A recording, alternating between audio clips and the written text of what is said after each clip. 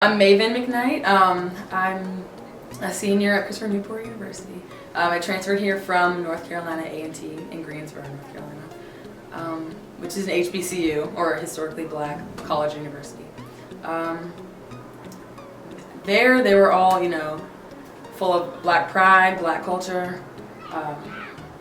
And then I came here and it was a complete culture shock. Like when I first got here, somebody was, I kept getting questions like, when are you gonna tame that? Are you gonna tame that here? Like, this is my main, and I will always love it. So don't tell me what to do with it. So, that's like I said before, like your disrespect doesn't faze me, and I'm glad that it's me of all people that are taking the hits from the ignorance. There's like the all lives matter. You know what? All lives do matter, I will say that, but they can't matter until Black lives matter too, because I'm pretty sure we're included in all. I don't know, just throwing that out there. I know that there are people that want to reach out, want to say something, but they fear they're gonna upset their friends or just not be accepted. They don't know who to come to. If we can just get people to dig deeper into this topic of conversation, just go a little bit further and put yourself in someone else's shoes, or I don't know, just read up on it. People don't want to know more unless they've experienced something personally, or if they have, if they want to know more, which is not common here. But if they see something about it, skip on past it. The N-word is thrown around everywhere here, everywhere. Like they don't think, and people come to me and say, like if I give them a look, like, was that just said, or did I really hear that right? So they'll give me a look, like, oh, it's 2016, like that doesn't have a meaning anymore. It does have a meaning, it does. But that's why y'all need to listen, because you don't understand what it means to people that aren't you. So when I was 13, I was a new freshman in high school, and like every 13-year-old, and you can't drive yet, you want to be dropped off at the mall and hang out with some friends. You don't have any money, just walk around. I don't know why we did that. But so my mom dropped me off when I was 13 with two other friends of mine. We were all black and harmless. Like at one point we got tired, obviously, of walking, so we got to the end of the mall, stopped, and then just we were just, I don't even remember what we were doing, but we were standing there and this white security guard comes up to us and he says, I'm gonna need y'all to keep it moving, because you're not allowed to stand in the mall. You can't just stand here. And we looked at him like, we can't do what? You see all these other people standing in the mall. You go and target 13-year-old black girls who, and we were raised right. We didn't look any sort of way. I don't know what he saw in us that threatened him.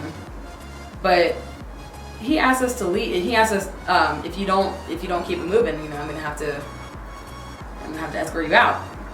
Okay, so he saw that we weren't like making any efforts to move because we were genuinely confused as to why we couldn't stand in the mall, and he escorted us out. I remember calling my mom, and my mother has been angry before at me and my dad. I have never seen her like this angry at someone else, and I didn't really understand why until I started looking more into things, and the Trayvon Martin thing happened, the Freddie Gray, Mike Brown, those things happened. I started doing more research, which is what everybody needs to do, and I was mind blown as to the things that were going on, and I don't know, that's when I kind of got into this whole Black Lives Matter thing. I have a brother and I have a sister, and I need to wake them up because they can't grow up in this like I did. I wasn't exactly completely educated. They're pretty colorblind too. We don't talk about racism often because we don't let it faze us. Everybody's the same. We just educate our siblings, we educate the people that we love, our family, because we don't want anything to happen to them. We tell them, this is what happens when you resist. If you're black and you resist, it's 50-50. You could live, you could die. It might be 70-30 at this point, honestly. But, and I told them, like, just be safe. Just listen, be safe, do whatever you have to do. Just know what you're doing in the moment. And my mom said in that moment when I was telling them that, it's not about being safe anymore. Because you can be as safe as you want. And they're going to come up with something, just like the guy that was pulling out his license and registration, shot 4 times for that, killed in front of his 4-year-old daughter. Read up, listen to somebody, talk to somebody, because I've noticed a lot of like fear, like to bring things up to me, to other Black people. We want to talk about it. I promise you. Like, I'm not gonna bite you. I'm not gonna fight. Oh, well, it depends on what you say. I'm not gonna. I mean, that's the best you can do, is to ask, like, to talk to me, talk to the people that you don't know about. Just put yourself in someone else's shoes for a day, or whenever you can. Just think about it. Show some respect, because our curiosity stands as our starting point.